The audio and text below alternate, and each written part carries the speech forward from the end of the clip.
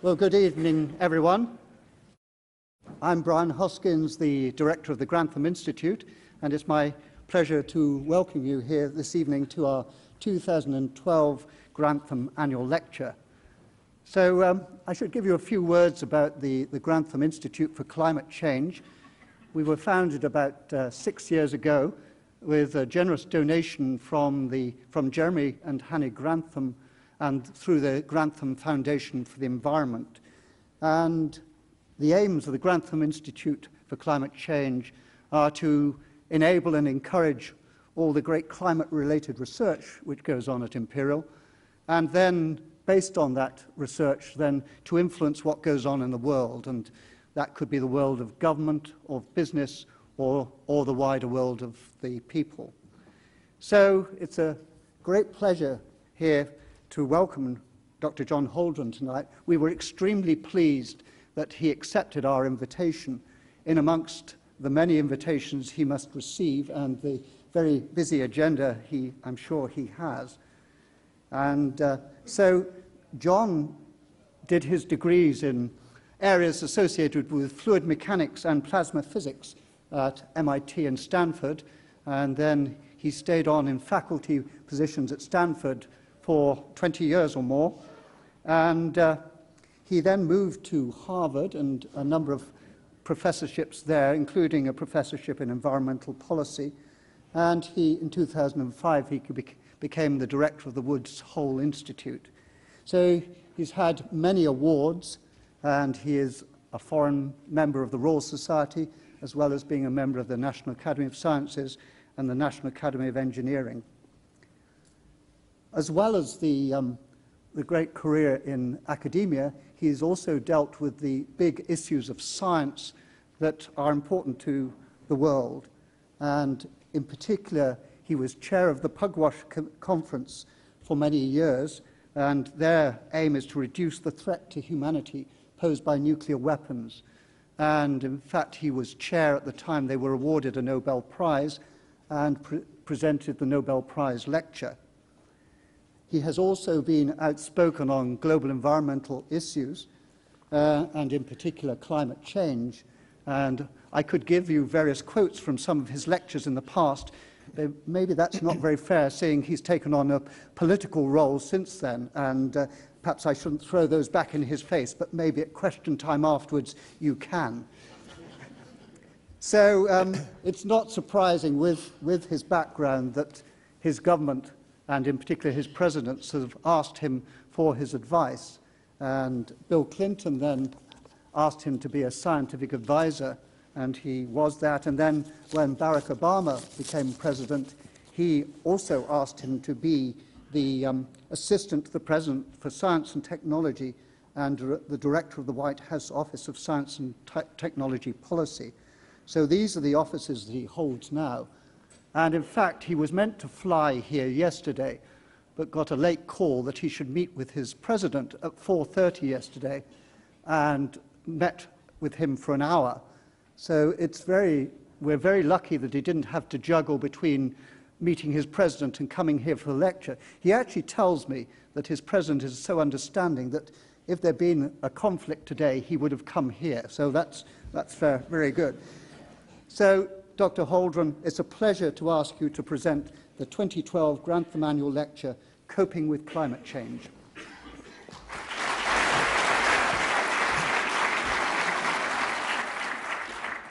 Well, thank you, Professor Hoskins, for that generous and, may I also say, somewhat provocative introduction, inviting embarrassing questions from the audience, but we'll see what we get. It is a particular pleasure to be here to give the Grantham Lecture, not only because it's a great pleasure to be back in the UK and to see again so many of my friends and colleagues from the science and technology communities in this country, but it's also a particular pleasure because I'm well acquainted personally with Jeremy Grantham, who, in addition to being a patron, as it were, of the Grantham Institute, was also a patron of the Woods Hole Research Center, which I had the pleasure to direct. And very interesting person indeed, and a generous donor to many important science and environment activities. I'm going to try to cover a lot of ground tonight.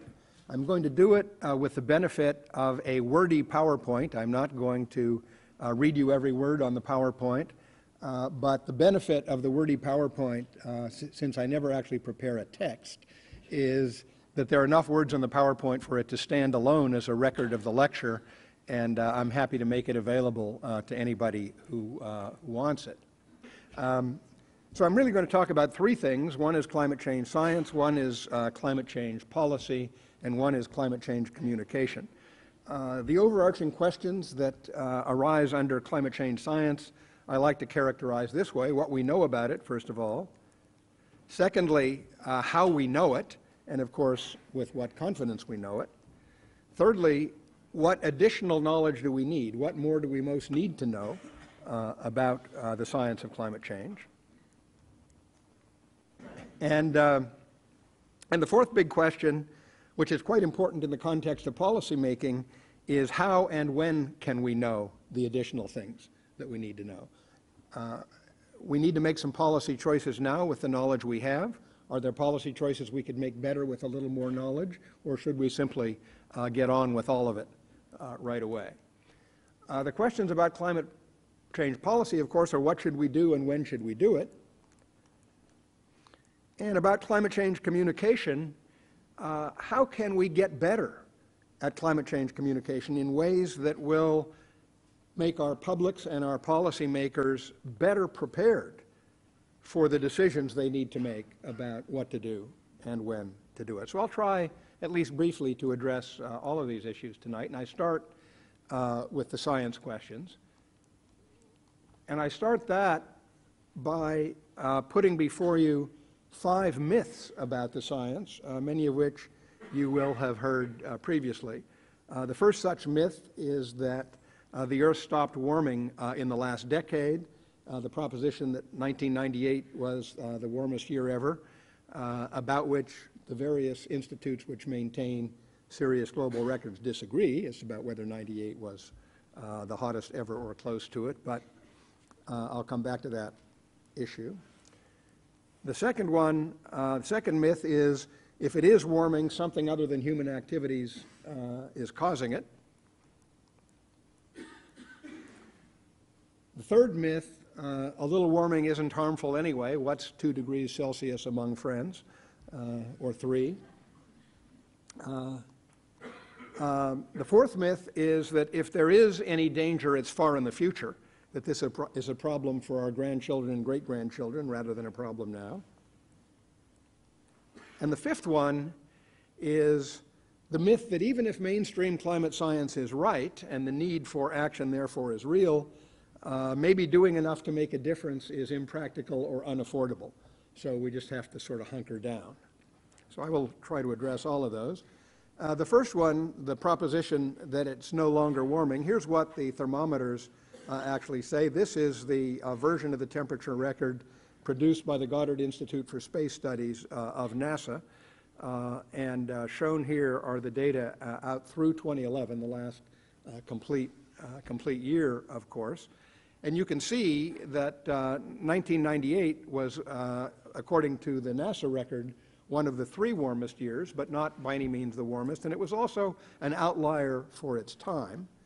And in fact, if you look more closely and try to understand why, the 1998 peak in temperature was way above the trend line due to a very strong El Nino that year. But in fact, the upward trend, when you smooth out the data, has continued virtually unabated. The heating, of course, is not uniform geographically, and I'll come back to that question, but this shows this is not a model, this is not projections, this is a representation of the actual mean global surface temperature averaged over the years 2001 to 2005 versus a baseline taken as the average from 1951 to 1980. These figures are in degrees centigrade, and you see that in the far north and in parts of Antarctica, the warming was 3, sometimes 4 times the average warming for the globe in this period, which was 0.5 degree C. and yet you see the 1.6, 2 degrees in some of these places, particularly the mid-continents, even in the lower latitudes, warm a great deal more than the oceans. Lots of other indicators besides temperature itself have been changing. This shows the annual precipitation trends over the 20th century, 1900 to 2000, where the orange dots are places where the world is getting drier, and the green dots are places where the world is getting wetter. The Earth is getting wetter overall, as one would expect in a warmer world. More water evaporates. What goes up must come down. The increased evaporation means increased rainfall on the average. But because we're fiddling not just with average temperatures and with average rainfall, but with circulation patterns, we're making some areas already prone to drought, even more prone to drought than they were before, and some areas prone to flooding, even more prone to flooding than they were before. Glaciers are retreating all around the world. There are very few exceptions. This is a glacier in the Himalayas. In '68 at the top, you can see this glacier sweeping all across the top, the bottom of the image. In 2007, it's just gone. This was the largest glacier on Mount Everest's northern slopes. Arctic sea ice has been shrinking very dramatically. In these images, the magenta line is the average sea ice extent at the September minimum, which occurs every year in the sea ice extent.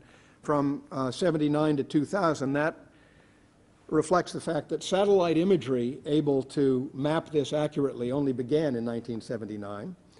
And what you see is 2007 was the previous record, the smallest September minimum since 1979.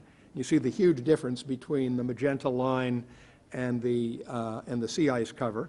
And then September 2012 shattered the '79 record by a very large margin.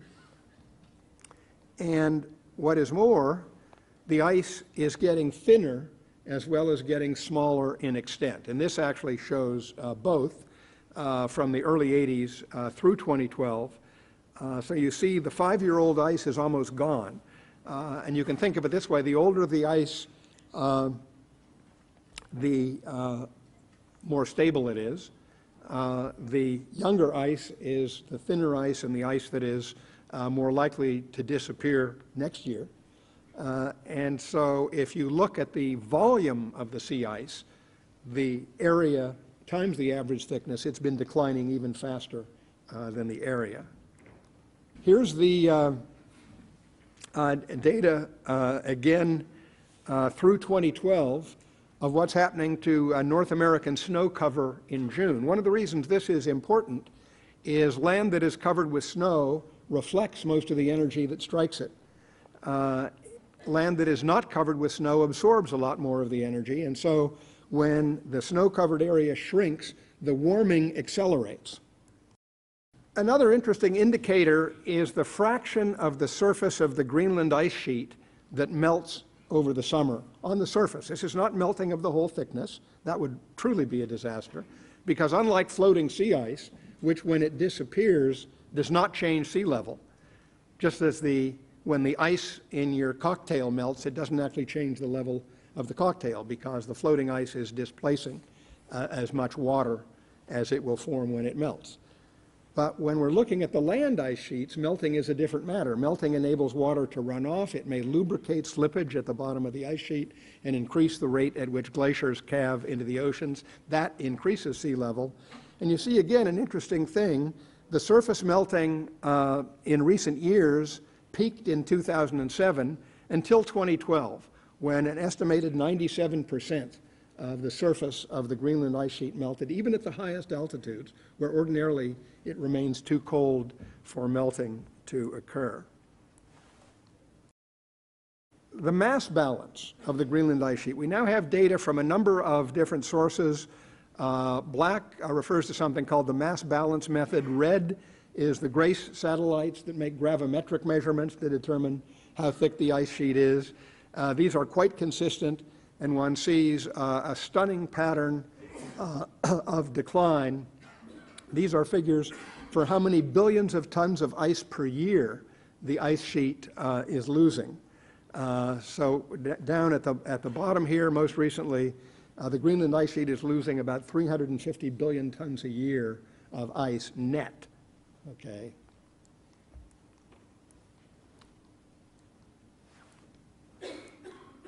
More recently, we've been able to figure out what's happening with the Antarctic ice sheet, which is bigger, covers a much larger area, different things happening in different parts of it, but it too is shrinking, and in fact, the average rate of shrinkage is now approaching that of the Greenland ice sheet, another 300 or 350 billion tons of ice per year, which is showing up as an extra 350 billion tons of seawater and contributing to the rise of sea level.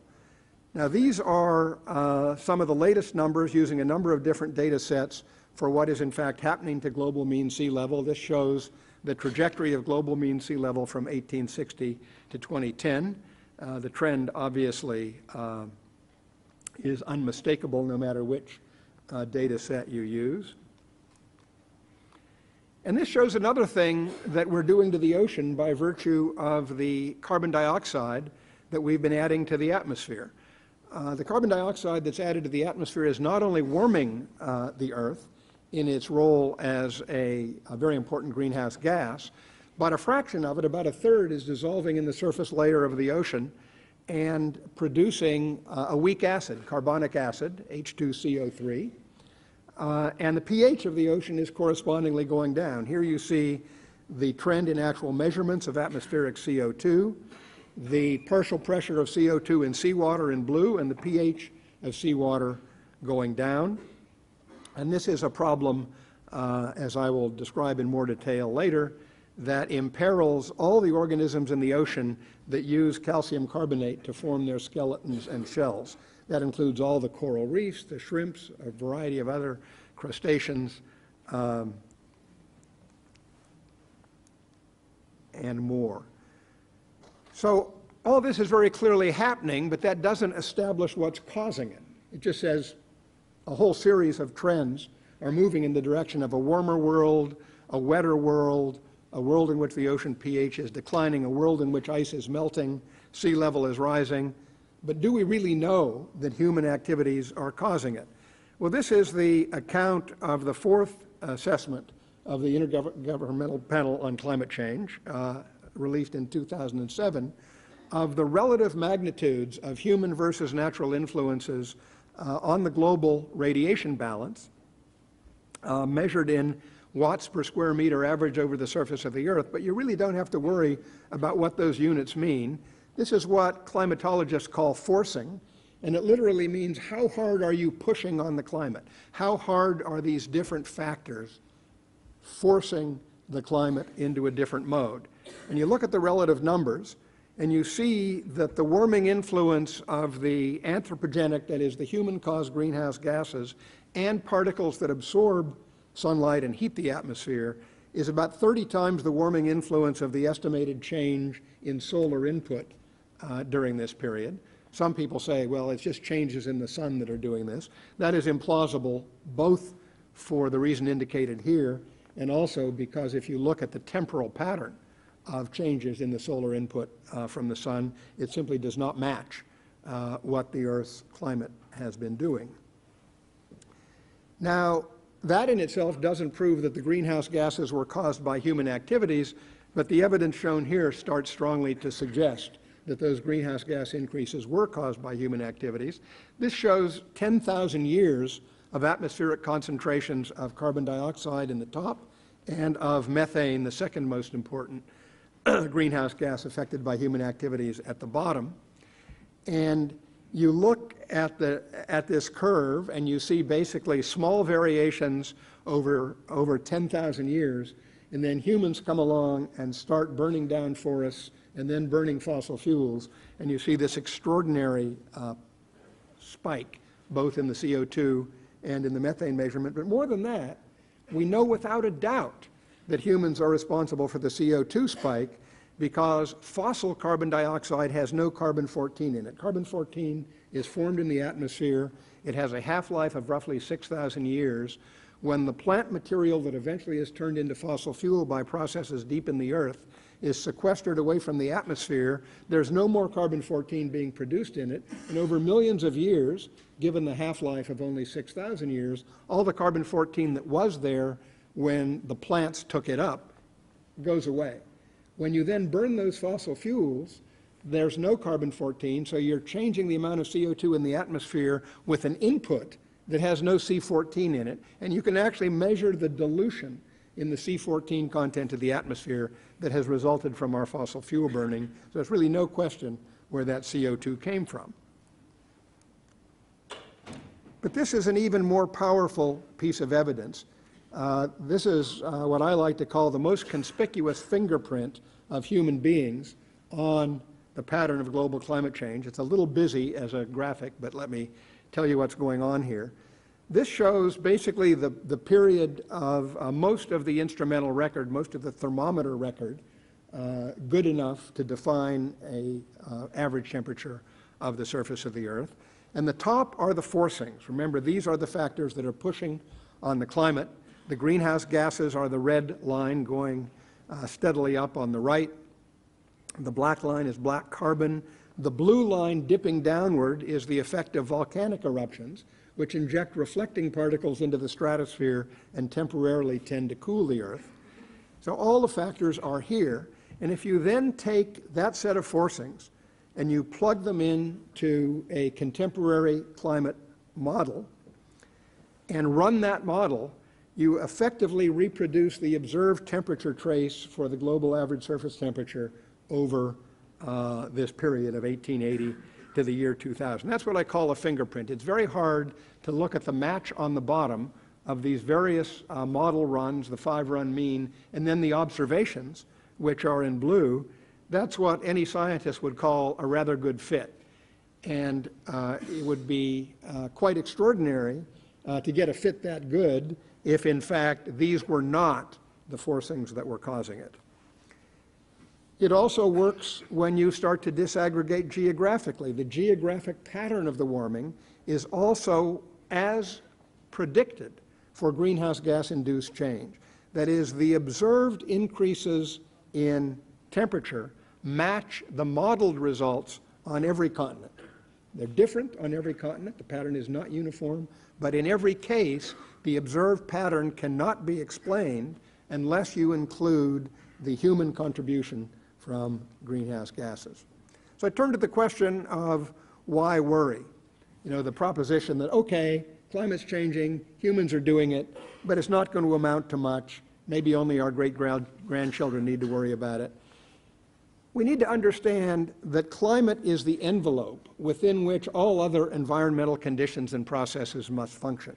And if you distort that envelope enough, you affect all of those processes. Climate governs, and therefore altering climate will affect the availability of water around the planet, the productivity of farms and forests and fisheries, how much heat and humidity we have to deal with in our cities, governs the formation and dispersion of air pollutants, the geography of disease, what disease organisms and what vectors can thrive, grow, multiply in what environments, governs the damages we have to expect from storms, floods, droughts, and wildfires, governs the property losses to be expected from sea level rise, the expenditures on engineered environments, how much of the Earth's surface are we going to air condition, how many dams and dikes are we going to build to try to protect ourselves from the effects of rising sea level and increased flooding, and the distribution and abundance of species in general, those we love and those we hate.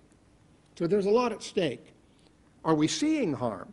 Well, look at floods and droughts. Chinese data indicate that the East Asia monsoon has been weakening for more than 30 years in a pattern that the Chinese analysts themselves attribute to global climate change. And that has meant less moisture flow in the atmosphere over China from south to north, increased flooding in the south, increased drought in the north, already having serious impact on Chinese agriculture by their own reckoning. This is one of the reasons that Chinese leaders have come to understand that climate change is here and now and that they have to participate in the solution. Wildfires. Wildfires in the American West. This is fires over 1,000 acres on lands in the American West, have gone up in the range of sixfold over the last 40 years. Pest outbreaks. Pine bark beetles. This image is from Colorado, where huge numbers of pine trees have been devastated. They've been weakened by heat and drought, but they're being killed off by pine bark beetles, which have a longer breeding season and more generations in a breeding season, courtesy of warming. Melting permafrost. If you live in the far north and you've built roads and buildings on permafrost, you are experiencing already the consequences of the warming, the melting of the permafrost, the thawing of the permafrost, and the obvious consequences. Coastal erosion. This is in the village of Shishmaresh on the Arctic Ocean. This is not a matter of sea level rise per se. It's a matter of the vanishing sea ice removing the barrier to large storm waves battering the coastal dwellings. In fact, we're seeing all over the world, variously, depending on the part of the world, increases in floods, wildfires, droughts, heat waves, pest outbreaks, coral bleaching events, the power of typhoons and hurricanes, the geographic range of tropical pathogens, and all of these increases are plausibly linked to climate change by theory, by models, and by the observed fingerprints, the patterns in which these changes are occurring. And now we start a forward look. Much worse lies ahead if the planet continues with business as usual. This shows in the middle the target that the EU and ultimately the G20 embraced, trying to hold the global average surface temperature increase to 2 degrees Celsius.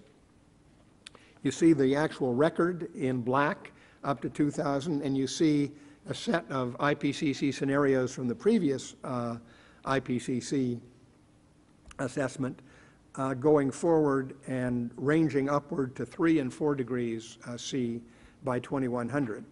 And it notes along the side that the last time the global average surface temperature was 2 degrees C above the 1900 level was 130,000 years before the present. At that time, sea level was 4 to 6 meters higher than it is today. The last time it was 3 degrees C above the 1900 level was 30 million years ago, and sea level then was 20 to 30 meters higher than today. That doesn't suggest that sea level will get that high as soon as the temperature gets that high. It won't, because the melting and the slippage of the great land ice sheets is a very slow process, but ultimately that's where sea level would be likely to be heading. Now, one can run the scenarios out further. These are temperature scenarios out to 2300, according to a recent study commissioned by the World Bank from the Potsdam Institute for Climate Change in Germany. And some of those scenarios go up to well over 4 degrees C by 2100 and up to 8 degrees C and more by 2200. What do we expect to get from that? Well, one thing is hotter summers. This shows the percentage of summers that would be warmer than the current 95th percentile summers under 2 degrees C of global warming. And you see it's quite stunning. A huge percentage of the Earth would be experiencing 90 to 100% of their summers warmer than the top 5% currently. Now that raises a question: why can a small increase in average temperature lead to such a big increase in hot weather? It's a matter of sliding the distribution. The blue shows the previous climate, the new in orange, and you see if you go out to the extreme end of the spectrum, the hot weather, that even though the average temperature may not have increased by much, the fraction of hot weather you get, the fraction of the time that you get hot weather, and indeed record hot weather, goes up dramatically, and that in fact is precisely what we're seeing even at today's level of 0.8 or 0.9 degrees Celsius increase in the global average surface temperature so far. This is of particular interest to people in Europe. This shows both observations in black and one of the Hadley Center models projections, both back projections for the historical period where the match is pretty good, and then forward projections showing that if you look at the 2003 peak, this was a heat wave in Western Europe, particularly severe in France, southern France and Italy, but also elsewhere, estimated to have killed between 35,000 and 70,000 people, dropped agricultural production in that part of Europe by 35%. And what one sees here is that under a business as usual continuation of greenhouse gas buildup, what was a extreme hot summer in 2003 with those extraordinary consequences becomes not very unusual at all by the 2040s, and it is by the 2060s an unusually cool summer for Western Europe. Declining crop yields are expected, even when one accounts for the CO2 fertilization effect. That is, plants generally varies with the type of plant, but many plants grow better under an enhanced CO2 environment. But even when you take that into account, the effects of temperature stress and water stress, even in the absence of major droughts, drives down the yields of major staple crops. And this shows, as indicated, corn and soybeans in the United States, rice in Asia, wheat in India, corn in Africa, as a function of the global average temperature change. And then you look at droughts. What do we expect in the way of droughts, which were not considered in the previous slide? And all you need to know about this is that while it's a complicated metric of the severity of droughts, what dark brown means is a whole lot worse than what has been experienced in the reference period, 61 to 90. Orange means quite a lot worse. Yellow means pretty bad. And you look at these figures, again, across southern Europe, across the Amazon, southern Africa, southern North America, Australia. It is not something to be happy about. Sea level rise, these are the latest projections from NOAA just out a week ago of where sea level rise could be going. The highest values for 2100 are a 2-meter increase, intermediate high 1.2, intermediate low 0.5. I would say the lowest 0.2 is now wholly implausible. We are not going to get by with that. What do we expect from the continued fall in ocean pH? This one's again kind of busy but kind of interesting. The colors indicate how favorable or unfavorable the water conditions are to the survival of corals. And red means extremely unfavorable, yellow means marginal, light green means adequate, dark green means optimal. We see the historical values in 1870 and 2003 with the corresponding atmospheric concentrations, and one sees that under 2065, we're in a mid-range scenario. You're at 515 parts per million of CO2. Most of the world's oceans have become unfavorable for corals. Interestingly enough, corals are the second greatest reservoir of biodiversity on the planet after the tropical forests. And if you go back to that drought slide and realize how threatened the tropical forests are, you see that we are differentially hammering away at the two largest reservoirs of biodiversity on the planet, the tropical forests and the coral reefs. So is there anything we still need to know? Well, it would be good to have improved understanding of exactly how sensitive the climate is to human and natural forcings. We still have some uncertainty about that, due particularly to lack of understanding of the complete effects of particles and clouds. Sensitivity, of course, means just how much the average temperature increases under a doubling of atmospheric carbon dioxide or its equivalent in other forcings. Improvements in that understanding will improve the capacity of models to make predictions going forward.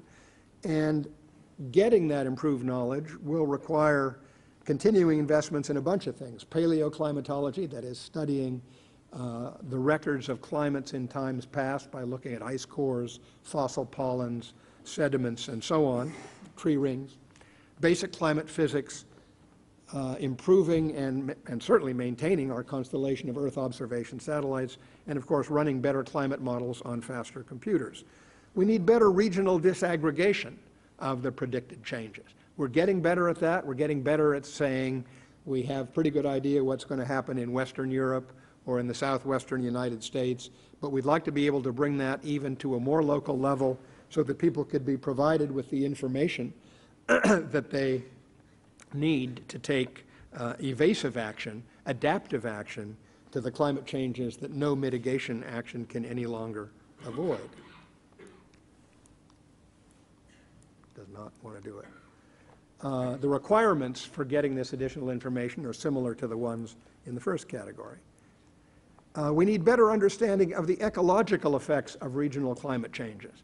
It's fine to talk about temperature and precipitation and sea level, but ecosystems are complicated things. My wife is an ecosystem ecologist. She reminds me periodically how complicated ecosystems are, and we don't yet know enough about the ecological effects, although again, we're learning more all the time.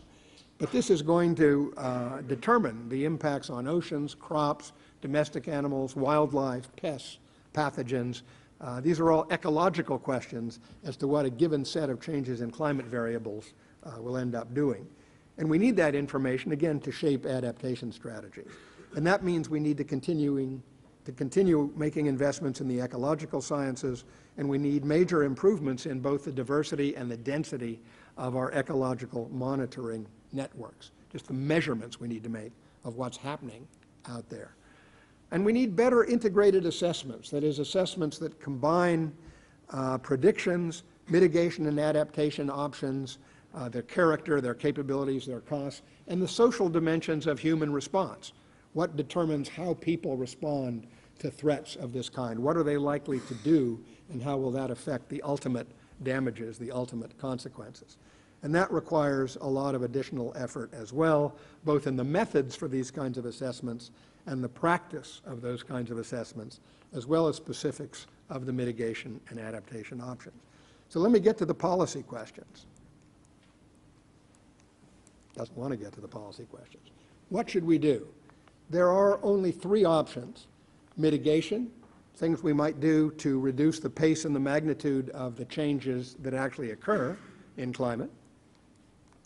Adaptation, the measures you take to reduce the adverse impacts on our well-being that result from the changes that do occur, the changes you don't avoid by mitigation.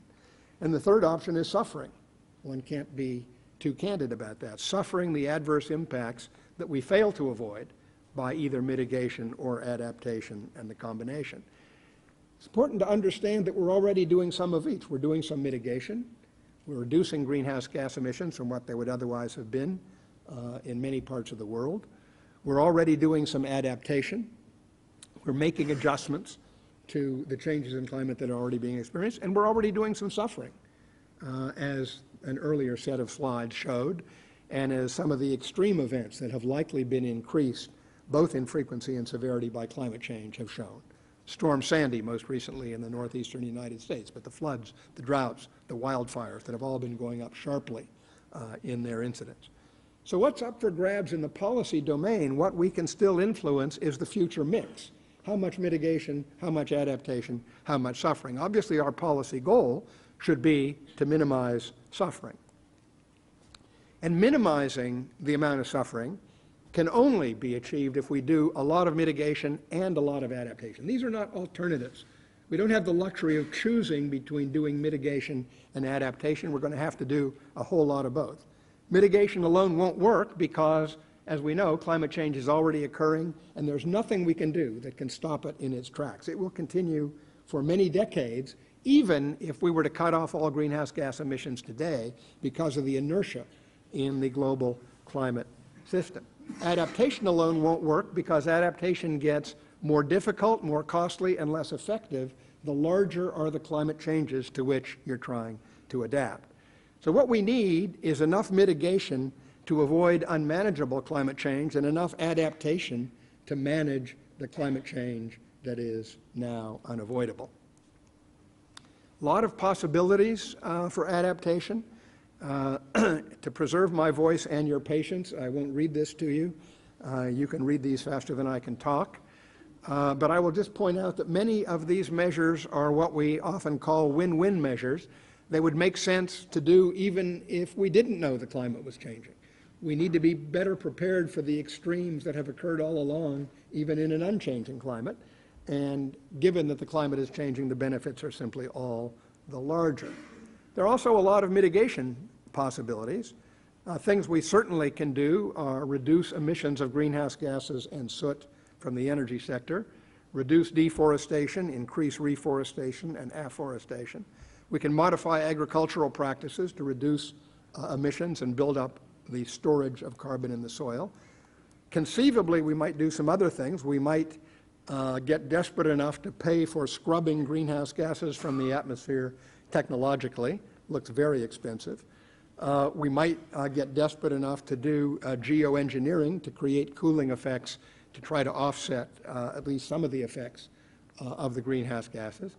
Geoengineering literally means engineering the earth, and it can vary from very elementary and straightforward and not really dangerous things like making roofs and pavements white instead of dark so that they reflect sunlight rather than absorbing it, to much more far out schemes like injecting reflecting particles into the stratosphere as volcanoes do to try to cancel out some of the warming. That would raise much larger concerns about side effects and costs, but people are starting to look at it because they're thinking society is liable to get desperate enough to try some of these more extreme geoengineering measures going forward, and we need to understand whether there's any potential there, what the side effects are likely to be, what the costs are likely to be, because it would be a tragedy if large-scale geoengineering were undertaken and side effects even worse than the climate problems that motivated it were the result. Some key realities of the mitigation side. Human emissions of carbon dioxide are the biggest part of the problem. Most of that's coming from burning fossil fuels. The rest of it's coming from deforestation and burning in the tropics. The developing countries now exceed the industrialized ones in total CO2 emissions, but not per capita. Nothing we can do can change the global energy system quickly. We've invested about $20 trillion in that system. That is all the power plants, pipelines, drilling rigs, and the normal turnover of that investment is about 40 years. And deforestation is also not easy to change. How much do we need? Well, as I mentioned before, the 2 degrees C increase in global average temperature has been considered by many the most prudent target that might still be within reach. The EU embraced it in 2002, the G8 and G20 in 2009 as a target. If you accept that as the target, it's not hard to figure out that just to have a 50% chance of staying below that target, emissions in the developing countries as a whole need to peak no later than 2015 and decline rapidly after that. Developing country emissions giving them an extra decade to get their act in order because they're starting from a lower level of development and capacity. Their emissions would have to peak no later than 2025 and decline rapidly after that. It's a very busy slide. Let me just tell you the essence of it. This is what economists call a supply curve. This is a supply curve for avoided greenhouse gas emissions. And each block, each bar, tells you both the quantity and the price of avoiding a given amount of greenhouse gas emissions, looking at where we need to be in 2030 to be on basically that 2 degrees C stabilization trajectory. And the stuff you see on the left, which is below the line, are measures that have a negative cost. That means they would make money if you did these things. You would reduce greenhouse gas emissions and you would make money at the same time because the value of the energy you save is greater than what you need to spend to save it. The stuff in the middle that's sort of low bars but above zero are measures of modest cost. And on the far right are very expensive measures in terms of how much it would cost you per ton of carbon dioxide equivalent to avoid these emissions. Now, this tells us something about policy. If you look at the policy needs that correspond to the opportunities at the left-hand side of the curve, This is stuff that people should be doing already because it's already economic, but they're not doing it. Why are they not doing it? Because there are barriers. There are information barriers, there are financing barriers, there are perverse incentive barriers like the famous landlord-tenant barrier, where the tenant has to pay the electricity bills, but the landlord is the one who makes the investments in whether or not to insulate the apartment. So what we need in the way of policies there are policies that remove those barriers, policies that provide financing, that provide information, that knock down perverse incentives. In the middle, I like the fruit tree analogy. This is low-hanging fruit over here on the left, but there's a fence around the tree, so we have to knock the fence down. In the middle, what we need is a price on carbon to motivate reaching higher into the tree. And these are items where a modest price on carbon would suffice to motivate reaching higher into the tree to capture these opportunities, the medium-hanging fruit. On the right, you have the stuff that is so expensive that even a plausible carbon tax or carbon price achieved in another way, such as cap and trade or regulation, would not suffice to capture those opportunities. People still wouldn't be willing to pay for it. So you need research, development, and demonstration to lower that fruit within reach. And those are really the three buckets in which mitigation policy of various kinds can fit. Could we afford to do this? Well, here are a couple rough calculations. If we paid an average of $100 per ton of carbon to avoid half of the current world CO2 emissions, that would cost $500 billion a year. That's real money, but it's less than half it's under 1% of current gross world product. And it doesn't just disappear, it's just a transfer. That is, different folks get the money. It's the folks who are doing the mitigation who get the money in this scenario. If you use that previous supply curve for what we need to do, taking into account the money you save on the left by doing more of these things, the net cost is only about $100 billion a year. That's, of course, a lot of money, but it's a very small amount of money compared to the gross world product. If you use more complicated economic models, they say maybe it'll take 2 to 3% off of gross world product in 2030, 1 to 5% off of gross world product in 2100. Again, that sounds like a lot of money, but if the world economy is managing to grow at even the modest rate of 2% per year, that means people have to wait until 2032 to be as rich as they would have been in 2030 if this money is spent, or they need to wait until, let's say, 2103 to be as rich as they otherwise would have been in 2100. So in those terms, it does not look like an intolerable investment. And I note that the world is currently spending 2.5% of gross world product on defense.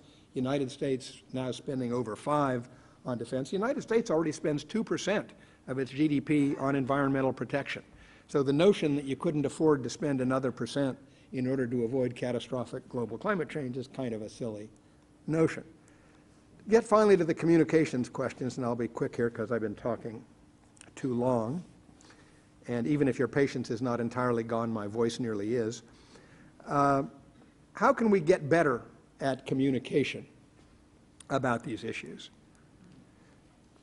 I think there are a number of ingredients about climate change communication that are essential. One is to start with the basics. Second is to be clear about terminology. The third is to explain how we know what we know. The fourth is to link it to what people can observe. The fifth is to link the stories to the regions and the communities where the listeners live. And the last is to try to increase people's understanding of how science works and what the sources of authority and credibility in scientific findings actually are. Let's talk about starting with the basics. Here's how I start with the basics. The basics are these. Without energy, there is no economy. Without climate, there is no environment. Without economy and environment, there's no material well-being, no civil society, no personal or national security. And the problem we have is that the world is getting most of the energy its economies need in ways that are imperiling the climate that its environment needs. That is a big dilemma. And when you put it that way, people begin to get how it is that we have a problem. I turn to terminology. I have believed for a long time that the term global warming has set us back. It's a misnomer. That term implies something that's uniform across the planet, that's mainly about temperature, that is gradual and maybe benign. I mean, warming is something that most people don't find inherently horrible. What's actually happening is highly non-uniform. I've already showed that. It's not just about temperature. It's rapid compared to the capacities for adjustment, both in ecosystems and in human economic and social systems. And it's harmful for most places and most times. Some people in some places for some period of time may enjoy some benefits from what's happening. They may be able to swim longer, plant sooner, but for most places, most times, and more as we go forward, it's harmful. So I think a more descriptive term, it would be great if we'd started with this, would have been global climate disruption rather than global warming. More terminology. A lot of folks don't understand the difference between weather and climate. Climate is the patterns of weather, the averages, the extremes, the timings, the spatial distribution, not just of temperature, but of cloudiness, of humidity, of precipitation, of wind. And when you talk about climate change, what you're talking about is disruption of those patterns. Global average surface temperature is just an index of the state of the system. It's like your body temperature is an index of the state of your body system. If your body temperature goes up 2 degrees C, you know you've got a problem. It is telling you something about the state of the system that is disrupted and that needs attention. And that's what a 2 degree C change in global climate would be telling us as well. Lots of things are observables: powerful storms, heat waves, floods, coral bleaching. Anybody who puts their head underwater with a pair of goggles on can see this across the tropics. Link to the local. I find this a very powerful slide. This slide from the National Academy of Sciences shows the expected percentage increases in median annual area burned by wildfires in the American West for a 1 degree C increase in global average temperature. 1 degree C, and the increases in average annual area burned range from 70-some% to 500%. 1 degree C. We're already at 0.8 or 0.9. Another link to the local you can do is sea level. This is one former doctoral student of mine produced for the area where my wife and I live on Cape Cod when I'm not in Washington. And this shows 1 degree, 3 degrees, 1 meter, 3 meters, 7 meters. 7 meters is how much sea level would go up if you lost the whole Greenland ice sheet. 70 meters, 12 is how much it would go up if you lose the West Antarctic ice sheet and the Greenland ice sheet together. And 70 meters is how much it would go up if you lost all of both. This would presumably take many hundreds, if not thousands of years, but it's nonetheless very striking to folks who live in this region to see what would happen. Last part is about how science works. What people need to understand about science and often don't is, first of all, that uncertainties are two-sided. A lot of folks seem to think uncertainty means that when we learn more, it'll turn out to be better than we feared. Well, in fact, it can also turn out the other way.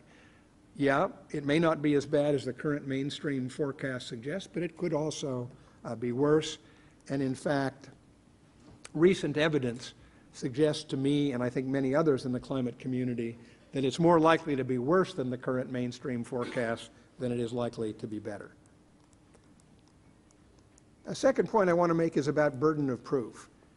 Climate change skeptics routinely wave in your face a single contrary piece of evidence or analysis. It's often a newly reported one that has not yet been subjected to the scrutiny of the scientific community. And they say, this new result, this new study, this finding I have in my hand proves it's all bunkum. That's not how science works. In all scientific fields, contrary results appear all the time. And when a strong preponderance of evidence points the other way, as is the case in climate change science, isolated apparent contradictions are given due scrutiny, but they're not initially given very much weight because it's far more likely, and all our historical experience shows this is true, it's far more likely that the contradiction will turn out to be explainable as a mistake or otherwise consistent with the preponderance of evidence than it is that the preponderance of evidence will turn out to be wrong. Sometimes the preponderance of evidence turns out to be wrong. These are the scientific revolutions that overturn conventional scientific wisdom, but they don't happen very often, and they happen less the stronger is the body of evidence that supports the mainstream position. All science is contingent. It is possible that persuasive new evidence will come to light that will change the mainstream view, but the greater the consistency and the coherence and the diversity of the existing body of evidence and analysis, the lower the likelihood that the main conclusions derived from it will be overturned. And the consistency and the coherence and the diversity of the evidence and analysis supporting the mainstream view of climate change risk, which is what I've portrayed here, as embodied in reports of the National Academy of Sciences, the Intergovernmental Panel on Climate Change, and other authoritative bodies. This is an immense body of analysis. And I argue that policymakers, on whose decisions the preservation and expansion of the public's well-being depends, are gambling against very long odds if they make a bet that the mainstream view of climate change science is wrong. That is the opposite of prudence. Thank you very much.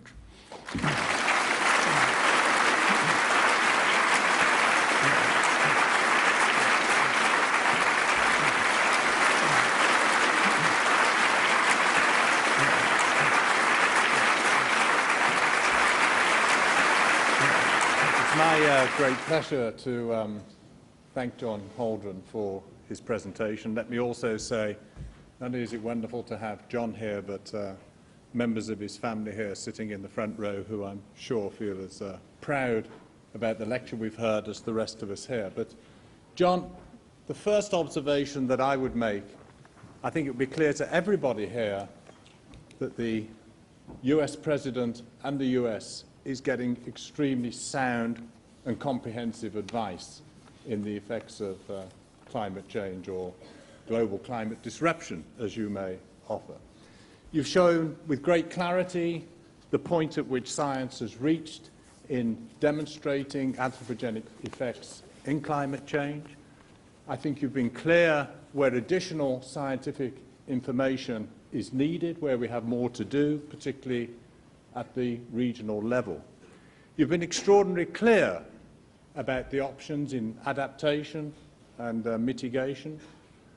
I think you've demonstrated that we are already adapting and investing in adaptation, and emphasised that pragmatically this is going to be emphasised at the regional scale, probably easier than the global scale. You've also shown us that in principle this is quite affordable. At even quite modest rates of economic growth in the world, the investment that will be required in this mitigation and adaptation is affordable. I guess, John, thank you for being so clear. What the world really needs is not only John, more people like John, banging away with messages of this great clarity to policymakers, probably for several more years and possibly decades to come. It's been a great pleasure to have you here. Lecture of tremendous clarity. The voice held up better than the little clicking device here, but you know, congratulations to both parties. Again, a warm welcome to the family. John, can I ask the audience to thank you once again for a splendid lecture? Thank you.